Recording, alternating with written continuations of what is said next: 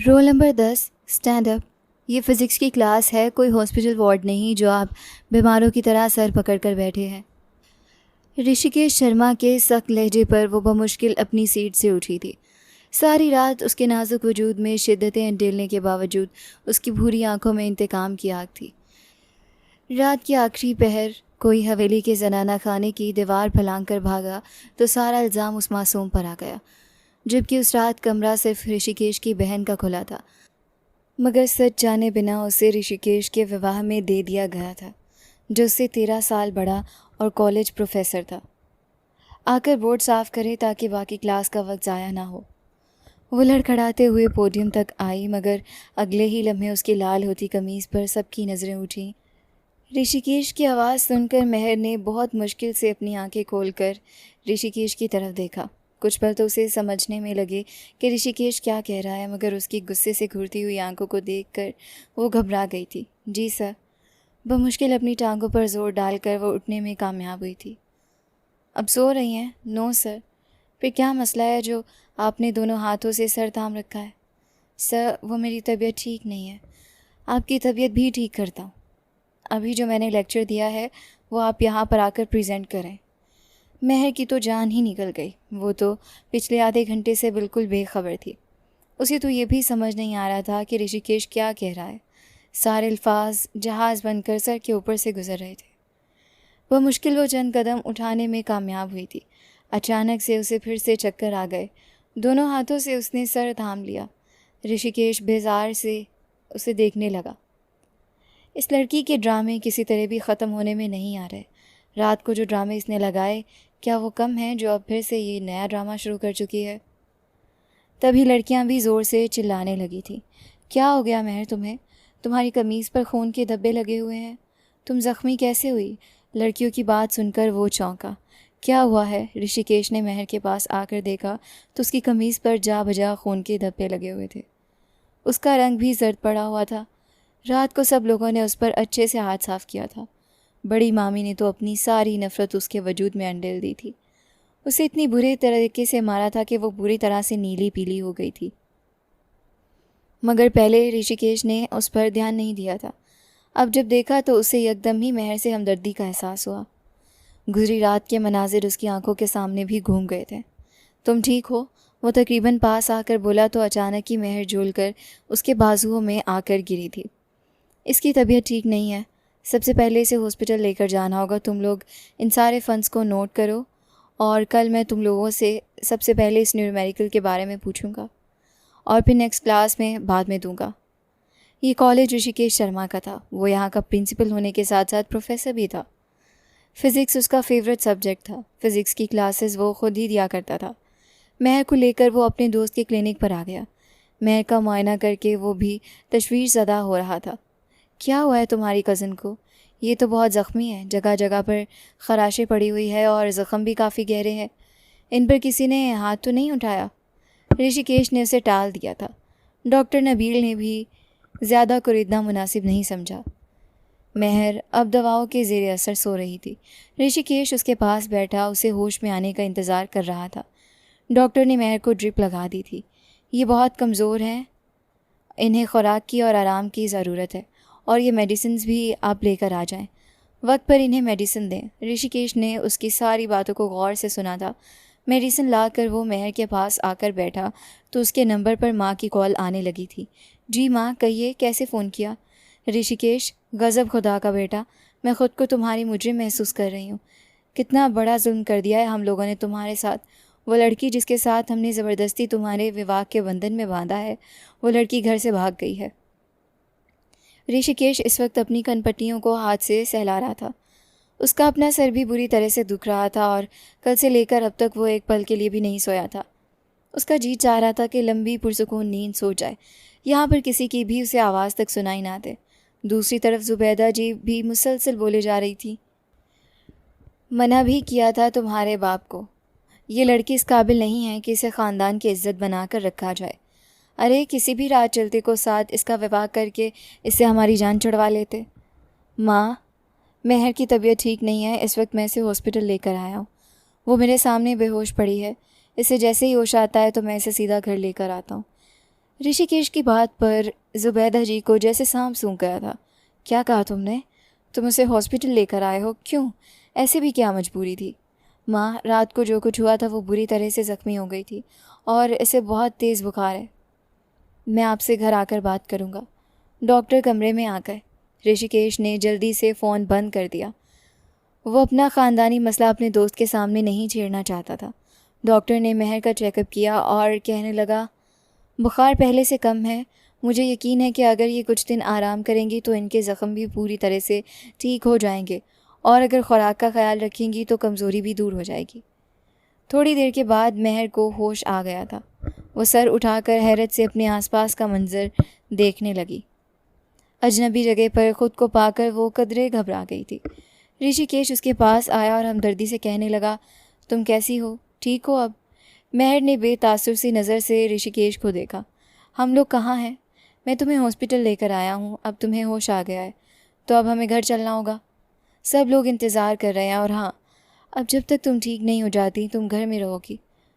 इन दिनों तुम्हें कॉलेज आने की ज़रूरत नहीं है। मैं नोट्स वगैरह तुम्हें घर पर ही दे दूँगा। वो उसकी बात पर तल्ख़ी से मुस्कुराई थी। घर रहकर मैंने क्या करना है? जितनी देर भी घर पर रहूँगी तबीयत ठीक होने के बजाय ख़राब ही होती जाएगी। जो वक्त कॉलेज में गुजारती हूँ वो पुरसुकून वक्त होता है। ऋषिकेश ने उसे गुस्से से घूरा था। फिर तंजिया मुस्कुराहट लबों पर सजा कर कहने लगा, तुम इतना मज़लूम क्यों बन रही हो? तुम ये साबित करने की कोशिश क्यों कर रही हो कि तुम्हारे साथ कुछ गलत हुआ है? जो कुछ तुमने किया है उसके बाद तुमने क्या उम्मीद रखी थी कि तुम्हें सब लोग फूलों के हार पहनाएंगे, तुम्हारे गले में हार पहनाते? जब इंसान गलती करता है तो इसे गलती का खमियाजा भी भुगतना पड़ता है। उठो, चलो घर, देर हो रही है।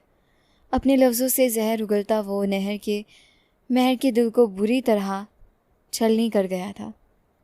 महर ने ज़ख्मी आंखों से इसे देखा, फिर उसका सहारा लेकर खामोशी से उसके साथ चलने लगी। ऋषिकेश लब भींचे ड्राइविंग कर रहा था जबकि महर खिड़की से बाहर नज़रें जमाए सोचने में मसरूफ़ थी कि अब उसकी ज़िंदगी पहले से भी ज़्यादा मुश्किल हो जाएगी। तो पहले भी इसके लिए फूलों की सेज नहीं थी। बात बात पर बड़ी मामी का हाथ उठाना, गालियाँ देना, इसे बातें सुनाना, तंज करना तो अपनी ज़िंदगी का मकसद ही बना लिया था। महर जानती थी कि वो अपनी बेगुनाही कभी भी साबित नहीं कर सकेगी। ना तो उसके पास ऐसा कोई सबूत था और ना ही घर वालों की कोई उसकी बात सुनने में दिलचस्पी थी। घर आकर ऋषिकेश ने उसे सहारा देकर गाड़ी से उतारा था। फिर वो लाउंज से गुजरकर कमरे में महर को लेकर जा रहा था जब सबसे पहले चाची की इन दोनों पर नज़र पड़ी। बड़ी मामी इस वक्त फ़ोन पर मसरूफ़ थीं। चाची ने इन्हें टोका और ऋषिकेश और महर की तरफ मतवज्जे किया, जो महर को सहारा देकर कमरे में लेकर जा रहा था। ये क्या हरकत है ऋषिकेश? तुम इसे अपना सीने से लगाकर क्या साबित करना चाहते हो कि तुम्हें इस लड़की की बेहयाई से, बेगैरती से कोई फ़र्क नहीं पड़ता? ऋषिकेश तो उनकी बात पर यूं उछला जैसे इसे बिच्छू ने डंक मार लिया हो। माँ, कैसी बातें कर रही हैं आप? क्या कर दिया मैंने ऐसा? बीमार है ये, इसमें चलने की हिम्मत नहीं है, इसलिए सहारा देकर कमरे में लेकर जा रहा हूँ। हाँ बेटा, वो तो नज़र आ रहा है कि तुम्हें इससे बहुत हमदर्दी है। यह हराफा, ये कमीनी जो पूरे ख़ानदान की इज़्ज़त को दांव पर लगा कर न जाने किसके साथ भागने वाली थी, तुम इसे यूँ हथेली का छाला बनाकर रखे हुए हो जैसे मोहतरमा ने न जाने कौन सा कारनामा अंजाम दिया है। माँ प्लीज़, मैं बहुत थका हुआ हूँ, इस वक्त मैं इन बातों में उलझना नहीं चाहता और तुम जाओ, जाकर आराम करो। महर ने भी शुक्र अदा किया। बड़ी मामी जो इसे खा जाने वाली नज़रों से घूर रही थी, अब वो ऋषिकेश की तरफ मतवज्जे हो गई थी। दोनों बुरी तरह से आपस में उलझ रहे थे। ऋषिकेश झंझलाया हुआ था। उसे समझ नहीं आ रहा था कि घर आते ही माँ को किस बात पर गुस्सा आ रहा है जो वो ऋषिकेश पर उतर रही थी। महर बिस्तर पर लेटी इन दोनों की बहस को सुन रही थी। इसे कहो कि किचन में जाकर काम करे। सुबह भी वो बगैर काम की कॉलेज चली गई। इस जैसी बेगैरत लड़की तो मैंने अपनी पूरी ज़िंदगी में नहीं देखी। अरे, अगर कोई और लड़की होती तो शर्म के मारे चुल्लू भर पानी में डूब जाती, किसी के सामने तक नज़र न उठा पाती। और ये लड़की रात को एक गुल खिलाया और सुबह उठकर कॉलेज चली गई, वो भी घर का कोई काम किए बगैर। सर दर्द में मैं घर के काम करूं? मैं नौकर हूं क्या? ऋषिकेश बेसाख्ता उनसे खाने का पूछकर पछताया था। माँ, मुझे भूख लगी है, अब मुझे खाना देंगी? खाना तो मैं बना चुकी हूँ मगर अब मुझ में रोटी पकाने की हिम्मत नहीं है। बोलो अपनी इस चहेती पत्नी से कि जाकर रोटी पकाए, और बाकी काम भी बहुत सारा पड़ा है। माँ, इसकी तबीयत ठीक नहीं है, कुछ दिन इसे आराम करने दें। डॉक्टर ने बोला है कि अगर कुछ दिन आराम करेगी तो बिल्कुल ठीक हो जाएगी। बहुत कमज़ोर हो गई है वो। ऋषिकेश ने नादनिस्तगी में अपनी माँ को छेड़ दिया था। बड़ी मामी का गुस्सा तो आसमान को छूने लगा था। ऋषिकेश झंझलाए हुए अंदाज में कमरे में आकर सोफे पर बैठ गया था। उसने दोनों हाथों में सर गिराया और बड़ी मामी बड़बड़ाते हुए अपनी देवरानी के पास जाकर बैठ गई। सामने ही सोफे पर सितारा मोबाइल में मसरूफ़ थी। मोबाइल पर उंगलियां चलाते हुए वो मुस्कुराते हुए किसी से चैटिंग कर रही थी। उसे इस बात की कोई खबर नहीं थी कि उसके आसपास क्या हो रहा है और माँ को किस बात पर इतना गुस्सा आ रहा है। यहाँ पर आकर चाची ने भी जल्दी पर तेल का काम किया था। भाभी, अब आपका बेटा हाथ से गया। एक रात में लड़की ने ऐसा जादू कर दिया कि आपका बेटा आपके हाथ से निकल गया। मैं तो कहती हूँ लगाम डालें इन दोनों को। अगर हाथ से निकल गया तो अकेले ही रह जाएंगी आप। एक ही बेटा है, बुढ़ापे का सहारा, उसके बिना कैसे ज़िंदगी गुजारेगी। ज़ुबैदा जी अपनी देवरानी की बात सुनकर भविष्य का नक्शा खींचते हुए बुरी तरह घबराई थी। नहीं नहीं, ऐसा नहीं हो सकता। मेरा ऋषिकेश इतना भी पागल नहीं है। ये वक्ती खुमार है जो उसके दिलो दिमाग पर छा गया है, वरना इस लड़की की औकात क्या कि इस घर की बहू बनती। मेरी जूती इसे इसकी औकात में कैसे लाना है, ये मैं अच्छे से जानती हूँ। भाभी, वही तो कह रही हूँ कि अगर अभी से इसे औकात में रखेंगी तो लड़की ठीक रहेगी, वरना ऋषिकेश की पत्नी बनने के बाद ऐसा ना हो कि वो इस घर की मालकिन बनने के ख्वाब देखने लगे। ऐसा कभी नहीं होगा, मैं ऐसा कभी नहीं होने दूँगी। थोड़ी देर के बाद ऋषिकेश झंझलाए अंदाज में अपने कमरे से बाहर निकलता दिखाई दिया। गाड़ी लेकर बाहर निकल गया। अभी कुछ देर बाद उसकी वापसी थी। हाथ में बैग्स थे। सीधा किचन में गया, खाने के बैग्स रखकर कमरे में चला गया, बिना किसी से बात किए, बिना किसी से कोई सवाल किए। ये मंज़र बड़ी मामी और चाची दोनों ने भगौर देखा था। मैंने इस लड़के से कहा कि अपनी चहेती पत्नी को किचन भेजो ताकि रोटियां बना कर दे और बर्तन भी धोने वाले पड़े हैं, मगर देखो वो बाहर से खाना लेकर आ गया ताकि इसकी चहेती पत्नी को कोई काम ना करना पड़े। मगर मैं देखती हूँ कि कैसे वो आराम करती है। सारी रात महर की बेचैनी में गुजरी थी और ऋषिकेश आज सुकून से सोया था। कल से वो लगातार जाग रहा था। सारा दिन वो मसरूफ़ रहा तो नींद की देवी जल्दी उस पर मेहरबान हो गई थी। अगले दिन नाश्ते की टेबल पर उसकी अपनी माँ से मुलाकात हुई। अब की बार ज़ुबैदा जी ने उसके सामने किसी सख्ती का, किसी गुस्से का इजहार नहीं किया, बल्कि नॉर्मल मामूल के अंदाज से बात करती रही। ऋषिकेश इस बात से बहुत मुतमईन हुआ और वो भी कदरे रिलैक्स होकर अपने कॉलेज चला गया। उसके जाते ही ज़ुबैदा जी तीर की तरह महर के पास पहुंची थी। छोटी पकड़कर इसे सोते हुए हिलाया था। क्यों रे हराफा, क्या समझी थी तुम? मेरे बेटे पर काबू पालोगी, इस घर की मालिकिन बनकर रहोगी? मालिकिन नहीं, मैं तुम्हें इस घर की नौकरानी बनाऊंगी। चलो रसोई में। बड़ी मामी, मेरी तबीयत ठीक नहीं है। क्या हुआ है तुम्हारी तबीयत को? मरने वाली भी नहीं हो तुम, और तुम्हारी जैसी इतनी आसानी से मरती भी नहीं है। पूरे ख़ानदान की इज़्ज़त को दांव पर लगाकर और पूरे ख़ानदान को मार कर ही मरती हैं। चलो किचन में। किचन में रात के बर्तनों का भी ढेर था। नाश्ते वाले बर्तन भी मौजूद थे और बाकी लोगों का भी नाश्ता बनाना था। महर ने बहुत मुश्किल से ये सारे काम सरअंजाम दिए और फिर उसके बाद बड़ी मामी उसके सामने एक के बाद एक घर के काम लाकर रखने लगी थी। सब काम बहुत मुश्किल से ख़त्म करने के बाद जब वो अपनी दादी के कमरे में आई तो उसकी आंखों में आंसू आ गए। वो उनकी गोद में जाकर सर रखकर लेट गई थी। आंखों से आंसू बहने लगे थे। अरे तुम आज घर पर हो, कॉलेज नहीं गई?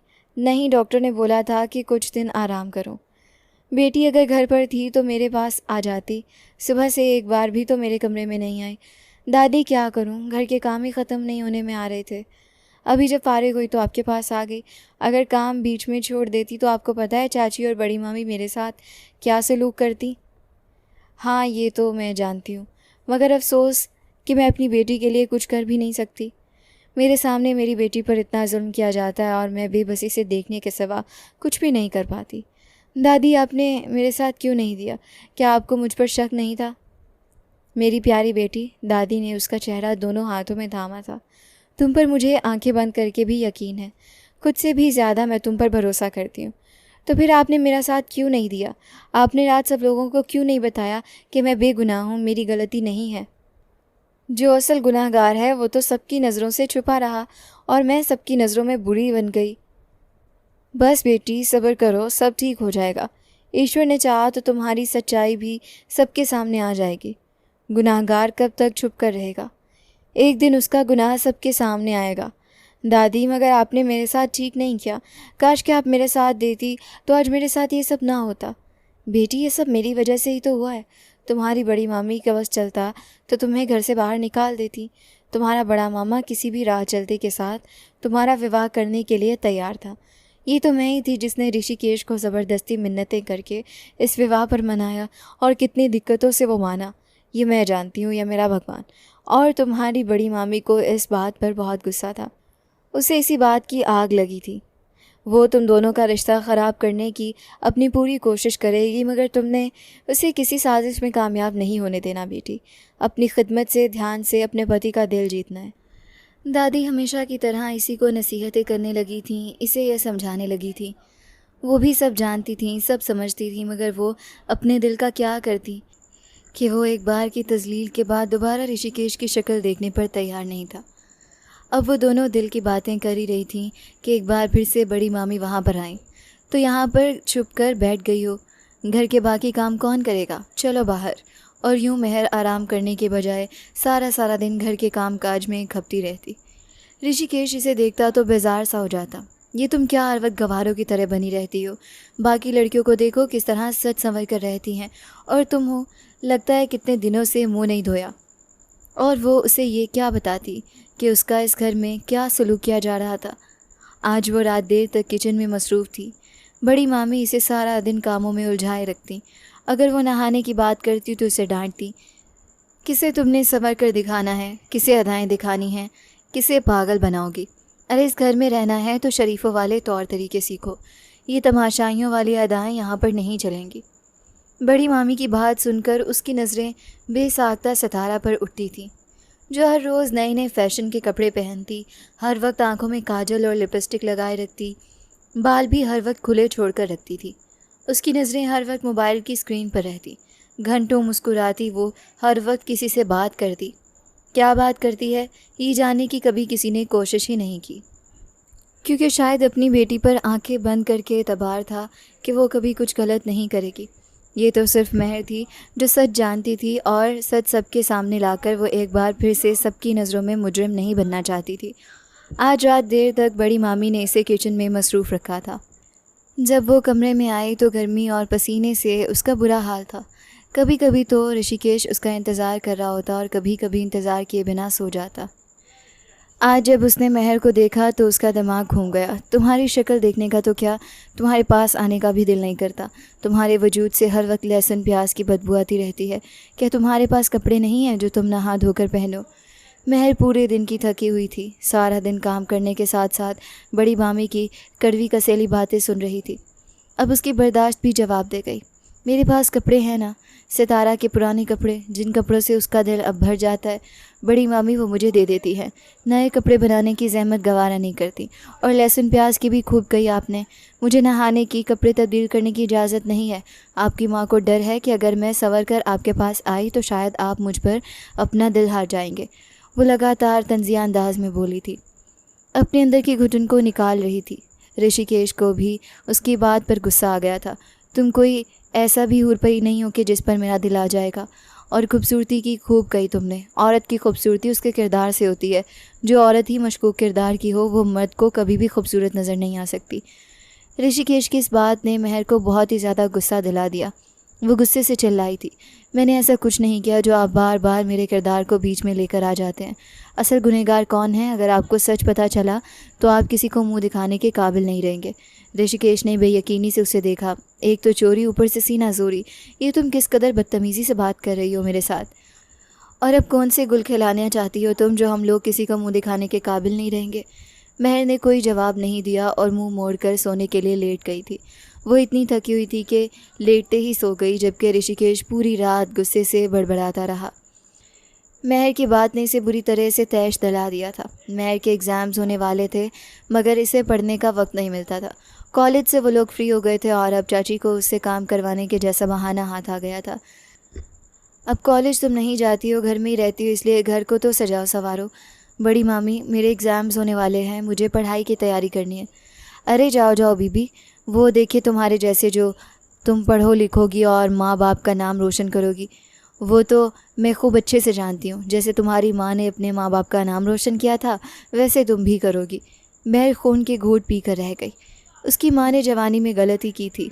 महर के पिता के साथ उसने घर से भागकर विवाह किया था और इस बात को उसके ससुराल वालों ने उसके लिए ताना बना के रख दिया था।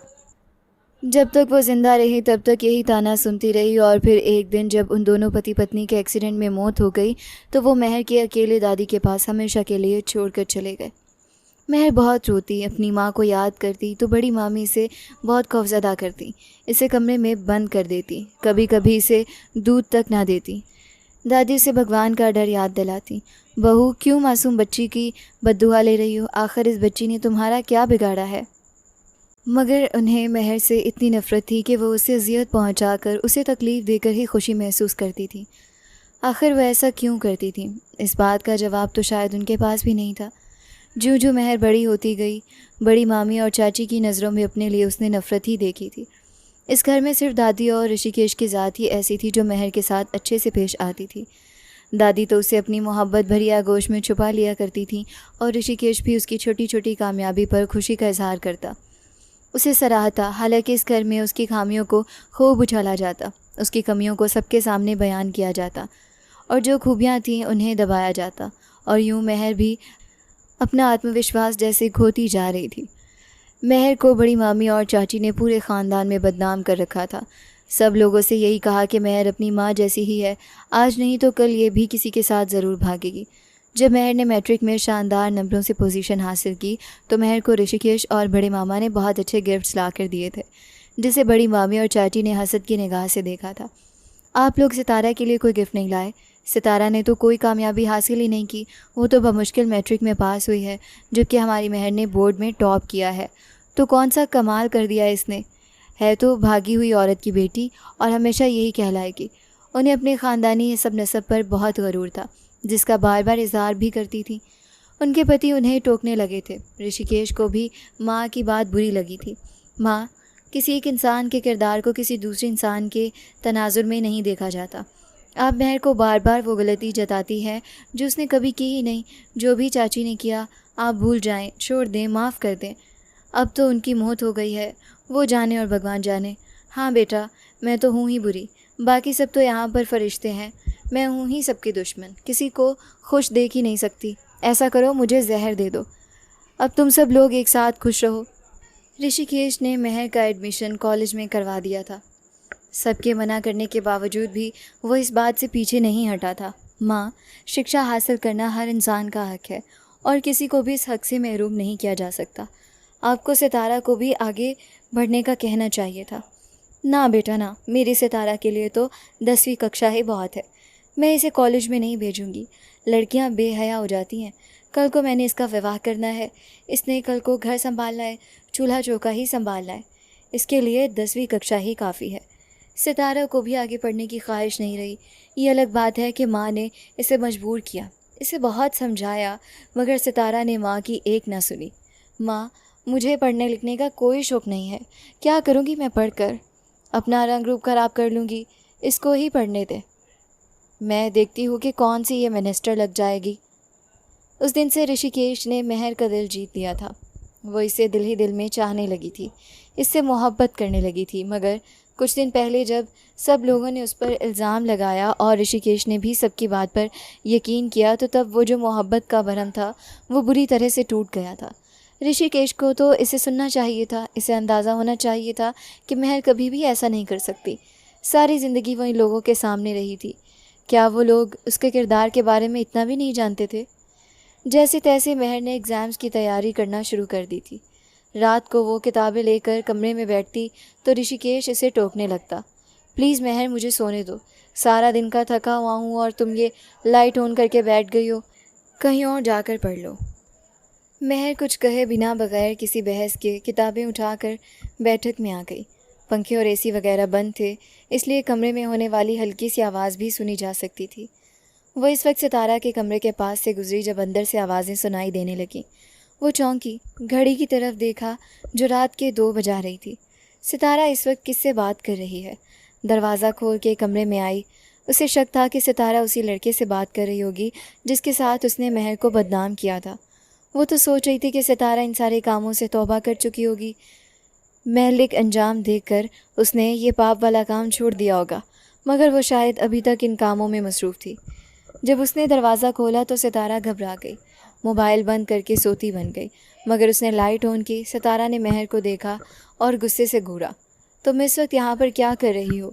ये बताओ, मैं तुमसे पूछना चाहती हूँ कि आधी रात को तुम क्या कर रही हो? किसके साथ बात कर रही हो? मैं जिसके साथ भी बात करूँ, तुम होती कौन हो मुझसे ये बात पूछने वाली? महर तकती की तकती रह गई। तुम जानती हो सितारा, तुम्हारे ऊपर घर वाले कितना एतबार करते हैं। तुम्हारे भाई, तुम्हारी माँ, सब लोगों को आंखें बंद करके तुम पर एतबार है। अगर सब लोगों को पता चला कि तुम क्या गुल खिला रही हो तो उनका एतबार टूट जाएगा और फिर वो तुम्हारे साथ बहुत बुरे तरीके से पेश आएंगे। तुम इस हवेली के असूलों को जानती तो हो। अरे जाओ जाओ, बेबी बनने की ज़रूरत नहीं है। और ये खूब कही तुमने। तुम मेरे घर वालों को क्या बताओगी और तुम्हारी बात पर यकीन कौन करेगा? महर चुप की चुप रह गई थी। जो भी है सितारा, मगर मैं तुम्हें इस तरह सबकी इज्जत का तमाशा बनाने की इजाज़त नहीं दे सकती। अरे तुमसे इजाज़त मांग कौन रहा है? मेरा दिल चाहेगा मैं करूँगी। तुम मत भूलो महर कि मैंने तुम्हारे साथ पहले क्या किया था। अगर दोबारा तुम मेरे मामले में पड़ी तो मैं सारी बात तुम्हारे ऊपर डाल दूँगी, सारे इल्ज़ाम तुम्हें दे दूँगी। फिर क्या कर लोगी तुम? किससे अपनी बेगुनाही का सबूत मांगोगी? सब लोग तुमसे कितनी नफ़रत करते हैं, भाई तुमसे कितने बेजार हैं, ये बात तुम्हारे सामने है। मेरे हाथ से तुम्हें मज़ीद किसी खुशफहमी में नहीं पड़ना चाहिए। बिना सरदमेरी के इसे देखते हुए वापस आ गई थी और फिर किताबें लेकर अपने कमरे में आ गई थी। कुछ दिन गुजरे तो उसके एग्ज़ाम्स मुकम्मल हो गए थे। जितनी उसने तैयारी की थी एग्ज़ाम्स उसके मुकाबले में, वो समझती थी ठीक है, अच्छे नंबरों से पास हो जाएगी। गो कि उसकी ख्वाहिश थी कि वो अपनी पोजीशन को बरकरार रखे, इस बार भी बोर्ड में टॉप करे। मगर जो कुछ उसके साथ हुआ था वो अपनी पढ़ाई पर इस तरह से फोकस नहीं कर पाई थी। इस बार वो सिर्फ पास हो जाती तो ये भी बहुत बड़ी बात थी। एग्ज़ाम्स के बाद तो बड़ी मामी ने इसे घर में नौकर बना के रख दिया। पूरी हवेली की तफसीली सफाई करवाई, नौकरानी को साथ मिलाकर उसे हवेली का एक एक कोना चमका दिया। एक दिन बड़ी मामी उसे कहने लगी, कल मेरी सितारा को कुछ लोग देखने आ रहे हैं, आज से ये तैयारी करना शुरू कर दो। कीमे के कबाब, रोल, समोसे वगैरह आज ही बनाकर फरीज़ कर दो। कल किसी किस्म की कमी नहीं होनी चाहिए। वो लोग खाना भी यहीं पे खाएंगे और चाय भी यहीं पे पिएंगे। उन लोगों पर हमारा अच्छा असर पड़ना चाहिए। महर ने उनकी सारी हिदायत को सुना और खामोशी से पलट गई ताकि उनकी हिदायत पर अमल भी कर सके। चाची उनके पास आकर बैठ गई।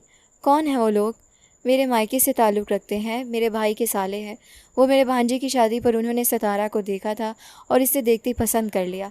पहले तो मैं टालती रही, उन्हें से मना कर दिया, लेकिन फिर मैंने सोचा कि यही उम्र है शादी करने की। जितना जल्दी सितारा अपने घर की हो जाए उतना ही अच्छा है। मैं भी सुरखरू हो जाऊंगी। ये तो आपने सही कहा भाभी, लड़कियां जितनी जल्दी अपने घर की हो जाएं सही रहता है। मुझे तो इस बात का दुख है कि काश मेरा कोई बेटा होता तो मैं सितारा को हवेली में रखती, इसे अपनी बहू बनाती, मगर भगवान ने मुझे बेटे क्या बेटी की नेमत से भी महरूम रखा। ये संतान की खुशी भी इंसान के लिए कितनी बड़ी होती है। काश के ईश्वर मुझे भी खुशी देता। अरे तुम इस बात पर इतना परेशान क्यों हो रही हो? मेरे बच्चे भी तो तुम्हारे ही बच्चे हैं। मैं कभी तुम्हें अलग नहीं समझा। दोनों देवरानी जेठानी में बला का प्यार था। दोनों की फितरत और आदतें बिल्कुल एक जैसी थीं और दोनों अक्सर एक दूसरे की हिम्मत बनाती रहती थीं और एक दूसरे को तसल्ली दे सकती थीं। अगले दिन सितारा को देखने के लिए वो लोग आ गए थे। बड़ी मामी महर की बनाई हर चीज़ उनके सामने सितारा का नाम लगाकर पेश कर रही थी। ये हमारी सितारा ने बनाया है, ये कबाब और ये चिकन रोल, ये सब सितारा ने ख़ास तौर पर आपके लिए बनाए हैं। वो खातून तो इस घर की आराइश व ज़बाइश और रख रखाव देखकर ही मुतासिर हो रही थी। आपने हवेली को बहुत अच्छी तरह से सजा रखा है, हर तरफ सफाई और नफासत नज़र आ रही है और ये सब चीज़ें भी बहुत मज़े की बनी है। जी बहन, ये सब मेरी सितारा का ही कारनामा है। वही सारा दिन हवेली को सजाती संवारती रहती है। मैं इसे मना भी करती हूँ कि थक जाओगी, इतना काम मत किया करो, आखिर नौकर किस लिए हैं। मगर वो तो ये बात मानती ही नहीं, कहती है जब तक काम न करूँ मुझे सुकून नहीं आता। सफाई तो वो किसी और के हाथ की पसंद करती ही नहीं है। वो बड़े फराटे से झूठ बोल रही थी। महर के लिए अपना मुस्कुराना ज़ब्त करना मुश्किल हो गया। जाओ महर, सितारा को बुला कर लाओ। उन्होंने आंखों ही आंखों में इशारा किया। महर उनका इशारा समझ गई थी। सितारा के कमरे में आई तो वो हैंड्स फ्री लगाकर किसी से बातें करने में मसरूफ़ थी। मैं तुम्हें बुलाने आई हूँ, तुम्हें ड्राइंग रूम में बुला रहे हैं, कुछ मेहमान आए हैं। मेहमान? तो उनके साथ मेरा क्या काम? तुम्हें देखने के लिए वो लोग आए हैं। बड़ी मामी ने कहा था कि तुम तैयार होकर वहाँ पर आना। अच्छा, अगर ऐसा है तो मैं इसी तरह चली जाती हूँ। अगर उन्होंने मुझे पसंद करना होगा तो इसी तरह कर लेंगे। सितारा ने 2 दिन पुराना जोड़ा पहना हुआ था, बाल बिखरे हुए थे और चेहरा भी मुरझाया हुआ था। हालांकि हर वक्त वो नक्शे से तैयार रहती थी, हर वक्त वो मेकअप किए रखती, मगर अब ऐसा लग रहा था जैसे वो 2 दिन से किसी शोक सुबह वाले घर में मौजूद हो। सितारा, तुम्हें सुलिया में उनके सामने जाओगी? बड़ी मामी तुम पर गुस्सा करेंगी। देखो महर, तुम्हें मैं कितनी बार कह चुकी हूँ कि मेरे मामले में मत बोलो, मगर तुम इतनी ढीठ हो कि तुम पर असर ही नहीं होता। इतना सब कुछ होने के बावजूद भी अभी तक तुम संभली नहीं। महर खामोशी से उसके रास्ते से हट गई। फिर जब सितारा ड्राइंग रूम में आई तो उसे देखकर वहाँ पर पल भर के लिए खामोशी छा गई। वो औरतें तो हैरत से एक दूसरे को देखने लगी थीं, जबकि बड़ी मामी को भी सितारा पर बहुत गुस्सा था। वो औरतें वहाँ से चली गई थीं। वो तो समझ रही थी कि सितारा अपने नाम की तरह नफीस मिजाज की लड़की होगी, जो घर को इतना चमका कर रखती है, वो खुद भी लश्कारे मारती होगी। मगर वो 2 दिन पुराना जोड़ा पहने अपने बेरंग रूप के साथ उनके सामने थी। वो भला इसे कैसे पसंद कर सकती थी? उनके जाने के बाद बड़ी मामी ने इसे आड़े हाथों लिया। ये क्या हरकत थी सितारा? तुम्हें तैयार होकर यहाँ पर आना चाहिए था। क्यों माँ, तैयार होकर क्यों आती मैं? मेरी तबीयत ठीक नहीं है और आप जानती है कि मेरी तबीयत ख़राब होती है तो मैं इसी तरह ही रहती हूँ। तो क्या महर ने तुम्हें बताया नहीं कि ये लोग तुम्हें देखने के लिए आए हैं? मैंने तो उससे ख़ास तौर पर ताकीद की थी। माँ, मुझे सिर्फ इतना कहा कि आपने किसी मेहमान का कोई जिक्र नहीं किया। सितारा ने सारी बात महर पर डाल दी। ये सुनकर बड़ी मामी का गुस्से से दिमाग घूम गया। क्या कहा तुमने? तुमने महर के लोगों के बारे में बताया नहीं? मैं इस लड़की को अच्छा सबक सिखाती हूँ। नहायत ही चालाक लड़की है ये। बेगैरत, हमारे टुकड़ों पर पलती है और हमारे खिलाफ साजिशें करती है। इतना अच्छा रिश्ता इस लड़की की वजह से निकल गया।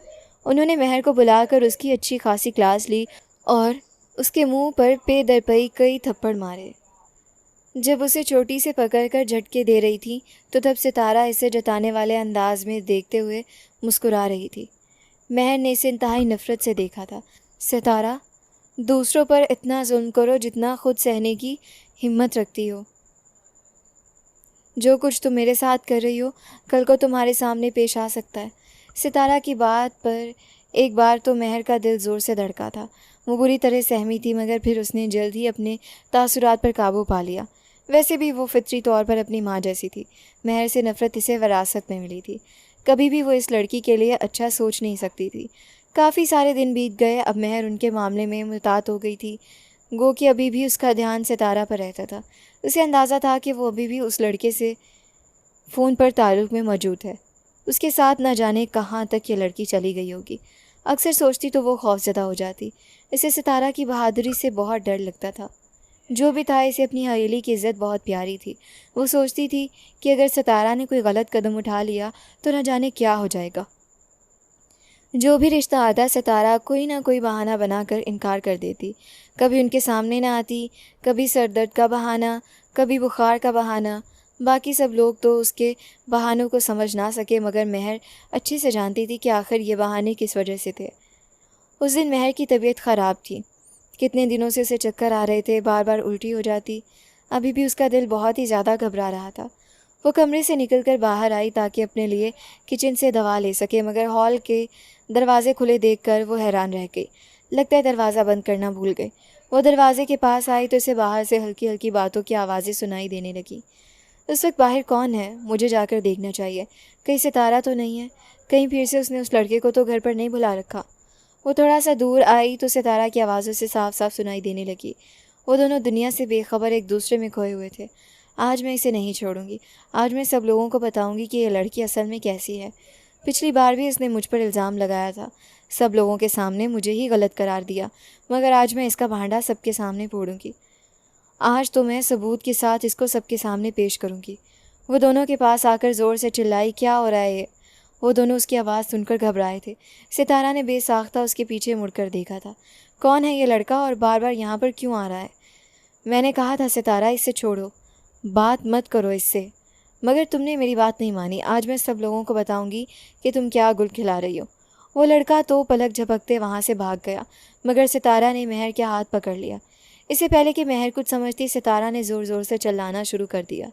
माँ, बाबा, भाई, आप लोग कहाँ पर हैं? देखिए इस लड़की ने क्या गुल खिलाया। ये आज फिर से इस लड़के के साथ मौजूद है जिसे मैंने रंगे हाथों पकड़ा। महर का तो मुंह खुले का खुला रह गया था। क्या बकवास कर रही हो सितारा तुम? अपनी कहानी दोबारा मेरे सर पर थोप रही हो। तुम जितना मर्जी चिल्लाओ महर, तुम पर कोई यकीन नहीं करेगा। सब लोग मेरी सुनेंगे जो मैं सुनाऊंगी, सब लोग वही देखेंगे जो मैं दिखाऊंगी। और फिर अगले ही पल वहाँ पर सब लोग इकट्ठे हो गए थे। सितारा ने रोते हुए सबको झूठी मूठी कहानी सुनाई। मैंने इसे आज फिर उस लड़के के साथ देखा। मत पूछें दोनों कितनी शर्मनाक हालत में मौजूद थे। देखकर मुझे बहुत तरस आया अपने भाई पर कि उसके नसीब में भगवान ने कैसी लड़की लिखी है। माँ, आपने इसकी शादी भाई से क्यों की? भाई से कौन से जन्म का बदला लिया है? ये झूठ बोल रही है ऋषिकेश। मैं सच कह रही हूँ, मैं तो इसे यहाँ पर देख कर आई थी। नहीं भाई, इसकी बातों में मत आए। ये आपकी पत्नी झूठ बोल रही है। मुझे तो प्यास लगी थी, पानी पीने के लिए बाहर आई। दरवाज़ा खुला देखा तो बाहर आ गई। ये मोहतरमा सामने एक अजनबी के साथ गुल खिला रही थी।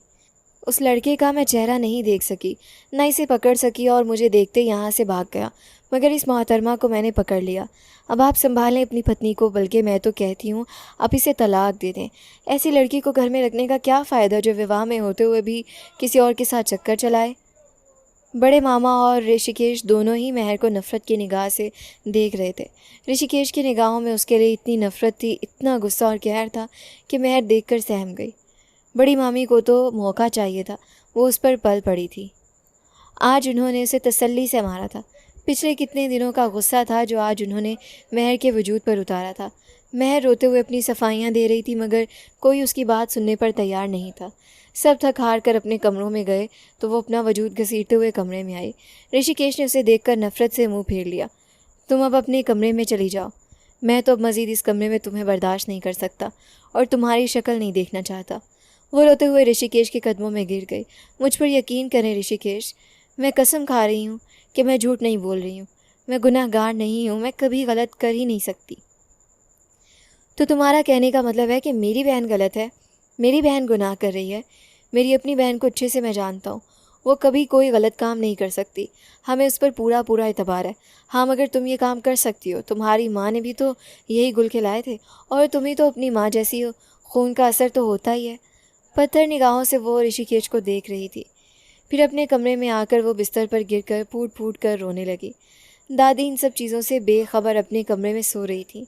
वो नहीं जानती थी कि उनकी लाडली पोती पर आज फिर से क्या क़यामत टूट पड़ी। इससे इस बात का इत्मीनान था कि ऋषिकेश ने सबकी बातों में आकर एकदम से कोई फ़ैसला नहीं सुनाया, उसे तलाक नहीं दी। तभी वो उसका गुस्सा उतारने के ख्याल से दूसरे कमरे में आकर रहने लगी थी, जहाँ पर पहले रहती थी। वो समझती थी कि अगर वो ऋषिकेश के सामने रही तो गुस्से में आकर वो कहीं गलत कदम ना उठा ले। आज इसे अपनी बेवकूफ़ी पर भी बहुत पछतावा आ रहा था। काश कि वो अकेले बाहर ना जाती, ऋषिकेश को जगा देती, इसे आत्मविश्वास में ले लेती। वो जानती तो थी कि माँ बेटियाँ कितनी चालाक हैं, कभी भी अपने ऊपर बात नहीं आने देंगी। और एक बार फिर से वो अपनी बेवकूफ़ी के हाथों धोखा खा गई, और एक बार फिर से वो इसे सबकी नज़रों में गिरा गई थी। हे भगवान, मेरी इज़्ज़त रख ले, सबके सामने मेरी सच्चाई साबित कर दे। तू ही है जो मेरी सच्चाई से वाकिफ़ है। इस घर में तो कोई मुझ पर यकीन करने के लिए तैयार नहीं है। ऋषिकेश के रवैये में एक सर्द महरी और बेरुखी आ चुकी थी। वो महर से बात करना तो दूर, उसकी तरफ देखना भी गवारा नहीं करता था। महर खामोशी से अपने पुराने कमरे में दिन गुजार रही थी, जबकि ऋषिकेश सुबह सवेरे घर से निकल जाता और रात गए वापस लौटता, ताकि उसे महर का सामना ना करना पड़े। वो अंदर ही अंदर तिलमिला रहा था कि जिस लड़की को उसने इज्जत दी, उसी ने उसे ख़ानदान भर में दाग लगाया। एक शाम ऋषिकेश की बर्थडे का दिन था। उसके कॉलेज के दोस्तों और प्रोफेसर साथियों ने उसके लिए एक स्थानीय रेस्टोरेंट में सरप्राइज़ पार्टी रखी थी। ऋषिकेश का दिल तो शामिल होने का नहीं चाह रहा था, मगर दोस्तों के बार बार इस्तार पर वो उनके साथ जा बैठा। सब दोस्त उसे मुबारकबाद दे रहे थे, माहौल में कह कह गूंज रहे थे, लेकिन ऋषिकेश अंदर ही अंदर बिल्कुल वीरान और गुमसुम था। तभी रेस्टोरेंट के दरवाजे से एक व्यक्ति अंदर दाखिल हुआ। वो ऋषिकेश का वही पुराना दोस्त था जिससे कुछ अर्सा पहले ऋषिकेश के शदीद इख्तलाफात हो चुके थे, और ऋषिकेश ने इसे अपने प्रिंसिपल ऑफिस से जलील करके निकाल दिया था। उसे देखते ऋषिकेश का मूड मज़ीद ख़राब हो गया। वह व्यक्ति सीधा ऋषिकेश की टेबल पर आया। ऋषिकेश ने बेजारगी से उसकी तरफ देखा और सख्त लहजे में कहा, तुम यहाँ क्या कर रहे हो? मैं तुमसे कोई राब्ता नहीं रखना चाहता, ना मुझे तुमसे कोई बात करनी है। तुम मेरी नज़रों से दूर हो जाओ। उस पुराने दोस्त ने हंसकर एक कुर्सी खींची और बैठते हुए सुकून से बोला, ऋषिकेश शर्मा, इतने गुस्से में क्यों हो? मैं यहाँ तुमसे माफ़ी मांगने नहीं आया, बल्कि तुम्हें एक ऐसी सच्चाई बताने आया हूँ जो तुम्हारा जानना बहुत ज़रूरी है। ऋषिकेश ने तल्खी से कहा, मुझे तुमसे कुछ नहीं सुनना। उस व्यक्ति ने मुस्कुराकर सब दोस्तों की तरफ देखा और ऋषिकेश से मुखातिब हुआ, तुम्हें याद है तुमने मुझे अपने ऑफिस से क्यों निकाला था? क्योंकि तुम्हें लगता था कि मैंने तुम्हारी सेक्रेटरी पर बुरी नज़र डाली और तुमने मुझे बदतमीज़, बदकिरदार, बदमाश कहकर धक्के देकर निकाल दिया था। उस वक्त मैंने तुमसे क्या कहा था? मैंने कहा था कि ये तुम्हारी बहन नहीं थी जो हमने गुस्से में आकर बरसों पुरानी दोस्ती को तोड़ दिया। लेकिन तुमने गुस्से में मुझे कहा था कि तुम जैसे इंसान की इतनी औकात नहीं कि तुम मेरी बहन या मेरे ख़ानदान तक पहुंच सको। याद है ना? ऋषिकेश का चेहरा गुस्से से लाल हो गया। अपनी ज़ुबान संभालो, दोबारा मेरी बहन का नाम मत लेना। यहाँ से दफ़ा हो जाओ। दोस्त ने अपनी जेब से मोबाइल निकाला, उसकी स्क्रीन ऑन की और फ़ोन ऋषिकेश के सामने टेबल पर रख दिया। देखो ऋषिकेश, जिसकी औकात नहीं थी वो तुम्हारे घर के अंदर तुम्हारी नाक के नीचे पहुँच गया। मोबाइल की स्क्रीन पर तस्वीरें और वीडियोस चलने लगी। ऋषिकेश के होश उड़ गए। वीडियोस में साफ नज़र आ रहा था कि वो व्यक्ति ऋषिकेश की हवेली के पिछले हिस्से और लाउंज में सितारा के साथ बैठा हंस हंस कर बातें कर रहा था, फ्लर्ट कर रहा था और दोनों एक दूसरे से घुल मिल रहे थे। उसने सर्द लहजे में कहा, देखो ऋषिकेश शर्मा, मैं तुम्हारी नाक के नीचे तुम्हारी बहन के साथ तुम्हारे अपने घर में वक्त गुजारता रहा और मेरा शुक्र अदा करो कि मैंने उसके साथ कोई हद पार नहीं की, ना उसके साथ कोई गलत हरकत की। मैं सिर्फ उसके साथ बातें करता रहा, तुम्हें और तुम्हारे ख़ानदानी गुरूर को ये दिखाने के लिए कि मैं चाहूँ तो कुछ भी कर सकता हूँ। और तुम अपनी इस बेगुनाह पत्नी को बात बात पर जलील करते रहे, उस पर जुल्म करते रहे। मैं तुम्हें सच बता देता हूँ, इस पूरे खेल में तुम्हारी पत्नी का 1% भी कसूर नहीं था। मैं तो वहाँ सिर्फ़ और सिर्फ तुम्हारी बहन सितारा से मिलने जाता था। वो तो तुम्हारी पत्नी बदनसीबी से वहाँ आ जाती थी और तुम्हारी चालाक बहन सारा इल्ज़ाम उस पर थोप कर ख़ुद पाक साफ बन जाती थी। ये सुनना था कि ऋषिकेश का ज़ब्त जवाब दे गया। उसके अंदर जैसे धमाका हुआ। वह अपनी जगह से उठा और गज़बनाक होकर वो व्यक्ति के गिरबान पर झपट पड़ा और इसे ज़ोरदार मुक्का दे मारा। रेस्टोरेंट में अफरा तफरी मच गई। ऋषिकेश गुस्से से चिल्लाते हुए इसे मारने लगा, तूने मेरी हवेली में कदम रखने की हिम्मत कैसे की? बाकी तमाम दोस्तों ने आगे बढ़कर ऋषिकेश को बड़ी मुश्किलों से अलग किया और बचाव करवाया। उस व्यक्ति ने अपने कपड़े दुरुस्त किए और जाते हुए कहा, मुझे मारने से सच नहीं बदलेगा ऋषिकेश। अगर मारना है तो जाकर अपनी बहन को मारो जो तुम्हारी नाक के नीचे ये खेल खेल रही थी। ऋषिकेश के पांव तले से ज़मीन निकल चुकी थी। उसका सर बुरी तरह घूम रहा था और सीने में सांस अटक रही थी। महर के बीते हुए तमाम अल्फाज, उसके रोते हुए चेहरे की इल्तिजा, उसकी बेगुनाह चीखें ऋषिकेश के कानों में हथौड़ों की तरह बजने लगी थी। मैं बेगुनाह हूँ ऋषिकेश, मैं कसम खाती हूँ मैंने कुछ नहीं किया। ऋषिकेश ने गाड़ी की चाबी उठाई और दीवानावार गाड़ी चलाते हुए गाड़ी की तरफ भागा। उसके जहन में सिर्फ़ और सिर्फ महर का मासूम चेहरा और अपने किए गए जुल्म का एहसास घूम रहा था। घर पहुंचते ही उसने ज़ोर से लाउंज का दरवाज़ा खोला। बड़ी मामी और ज़ुबैदा जी लाउंज में ही बैठी थीं। ऋषिकेश की ऐसी बिगड़ी हालत देखकर ज़ुबैदा जी घबरा कर उठी। ऋषिकेश, क्या हुआ बेटा? तुम इस तरह क्यों हो रहे हो? ऋषिकेश ने चिल्लाते हुए कहा, सितारा कहाँ है? बुलाएं इसे बाहर। बड़ी मामी ने हैरत से कहा, क्या हो गया है तुम्हें? क्यों चिल्ला रहे हो सितारा पर? ऋषिकेश ने अपना मोबाइल निकाला जिसमें उसके दोस्त ने वो वीडियो और तस्वीरें ट्रांसफ़र कर दी थी। देखें, ये देखें अपनी लाडली पारसा और हयादार बेटी को जिसकी शराफत के हम लोग कसीदे पढ़ते थे। ये वो लड़की है जो गैर मर्दों को घर में बुलाकर उनके साथ गुल खिलाती थी और हम लोगों ने इस सांप की बातों में आकर उस मासूम महर पर जुल्म ढा दिए, उस पर हाथ उठाए, उसका जीना हराम कर दिया। ज़ुबैदा जी ने सब मोबाइल पर वीडियोस देखी तो उनके चेहरे का रंग फ़क हो गया। ज़ुबैरा जी के हाथों से मोबाइल छूटने लगा। वो सदमे से सोफ़े पर गिर गई। सितारा जो अपने कमरे से बाहर आ रही थी, ऋषिकेश की आवाज़ और सामने चलती वीडियो देखकर खौफ से कांपने लगी। ऋषिकेश सितारा की तरफ बढ़ा और गुस्से से चिल्लाते हुए बोला, तूने सिर्फ अपने भाई की इज्जत का तमाशा नहीं बनाया, बल्कि एक मासूम की ज़िंदगी जहन्नुम बना दी। तुझे ज़रा भगवान का डर नहीं आया? बड़ा मामा भी शोर सुनकर बाहर आ गए। जब तमाम सच्चाई उनके सामने आई तो हवेली में सांप सूंघ गया। बड़े मामा ने सख्त फैसला लेते हुए उसी वक्त ऐलान किया कि सितारा का विवाह ख़ानदानी के एक दूर के सीधे साधे लड़के से फ़ौरन कर दिया जाएगा, जो गरीब तो है, शायद सितारा को ज़्यादा सहूलतें ना दे सके, मगर वह सितारा को इज़्ज़त ज़रूर करेगा, वो इज़्ज़त जिसकी वो हकदार नहीं है। चंद ही दिनों में बिना कुछ धूमधाम के सितारा का विवाह करके उसे रुखसत कर दिया गया। इस वाक़ये के बाद जब भी सितारा कभी मायके आती, ऋषिकेश ना तो उससे बात करता और ना ही उसकी तरफ देखना गवारा करता।